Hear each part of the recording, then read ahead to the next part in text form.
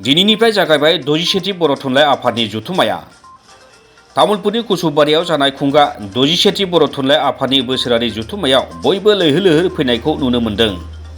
फुंनि 7:30 गाहाय गेटखौ बेखेवखांनायनि उनाव बिफां फुलि गायनाय हाबाफारिया जालाङो। बेनि उनावनो आलासि जिरायसालिखौ बेखेवनानै होयो आसाम हादरसायारि बिजेपिनि आफादगिरि भबेश कलिता बिथाङा। फुंनि 9:45 दिन्थिफुंसालिनि गाहाय हाबग्रा लामाखौ बेखेवनानै होयो बिटिसिनि गाहाय प्रमद बर'नि अनजालि बिसि पारुल भराली बर'आ। गुबुन गुबुन हारिनि सुबुंफोरनि गोरोबलायनायनि जायगा महर मोन्दों तामुलपुरनि कुसुबारिया। যদিও বতৰ বেয়া সকলোৱে আহি দলে বলে এই যে তামুলপুৰত আজি খাদ্য সভা অনুষ্ঠিত হৈ আছে সেই খাদ্য সভাটো সফলমণ্ডিত কৰিব বুলি আশা ৰাখিলো।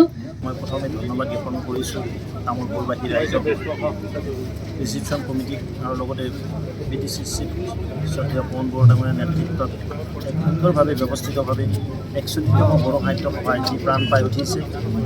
হাজাৰ হাজাৰ লক্ষাধিক সাহিত্যনিৰ্মাণী ইয়াত উপস্থিত হ'ব, কেইবাখনো গ্ৰন্থ উন্মোচন হ'ব। আটাইতকৈ ভাল কথা এই অনুষ্ঠানত মধ্যমণি হিচাপে মুখ্য অতিথিভাৱে মুকলি যি অপাইন কনফাৰেঞ্চ আছে, এই কনফাৰেঞ্চত ভাৰতবৰ্ষৰ মহামহিম ৰাষ্ট্ৰপতি ৰামনাথ কোবিন্দ ডাঙৰীয়াই মুখ্য অতিথি উপস্থিত থাকি সমগ্ৰ বড়ো জাতিক আশীৰ্বাদ কৰিব আৰু বড়ো জাতিৰ যিটো ভাষা সংস্কৃতি আৰু অধিক প্ৰসাৰ আৰু প্ৰচাৰ হ'ব। আৰু লগতে এই ভাষাটোৰ ওপৰত যথেষ্ট আৰু গৱেষণা কৰিবলগা আছে আৰু মই ভাবোঁ এই সাহিত্য সভাৰ জৰিয়তে এই ভাষাটো আৰু অধিক টনকিয়াল হওক, বিশ্ব সভ্যতা সংস্কৃতি বড়ো জাতি জনগোষ্ঠী প্ৰাণ পাই উঠক, তাকে আজি মংগলময় কথাটো মই কামনা কৰিছোঁ।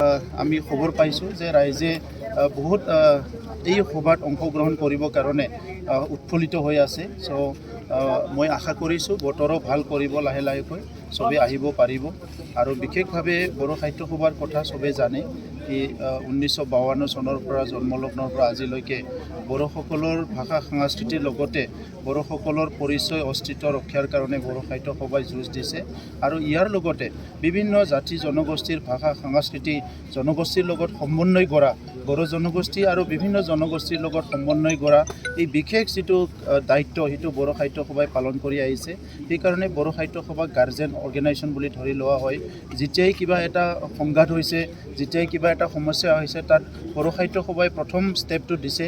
আৰু এই কাৰণে আজি বড়ো জনগোষ্ঠীয়ে বড়ো সাহিত্য সভাৰ অধিৱেশনটো প্ৰত্যেক বছৰতে এটা উৎসৱমুখী এটা পৰিৱেশ কৰি তোলে। গতিকে আজি তামোলপুৰৰ যিটো অনুষ্ঠান সেইটো বিশেষভাৱে ঐতিহাসিক বুলি ক'ব লাগিব। আমাৰ আজি ভৱেশ কলিতা ডাঙৰীয়া আহিছে, মুখ্যমন্ত্ৰী ডাঙৰীয়া অলপ পিছত আহিব আৰু গোটেই আমাৰ অসম চৰকাৰৰ পৰা ইয়াত সম্পূৰ্ণ সহযোগ আছে, আমাৰ BTR চৰকাৰৰ পৰা সহযোগ আছে। দল সংগঠন বুলি কথা নহয়, ইয়াতে বড়ো সাহিত্য সভাৰ তামোলপুৰ অধিৱেশনটো সফল কৰাৰ কাৰণে চবেই উঠি পৰি লাগিছে। আৰু বিশেষভাৱে অহা 4 তাৰিখত আমাৰ ৰাষ্ট্ৰপতি মহোদয় আহিব, ইয়াৰ লগতে 3জনকৈ মুখ্যমন্ত্ৰী আহিব। আমি আশা কৰিছোঁ এই অধিৱেশনৰ পিছত বড়ো সাহিত্য সভা অধিক এটা গতি লৈ পেলাই কাম কৰিব পাৰিব আৰু আমাৰ অঞ্চলৰ ভাষা সংস্কৃতি উত্তৰণৰ কাৰণে বহুতখিনি কাম কৰিব পাৰিব।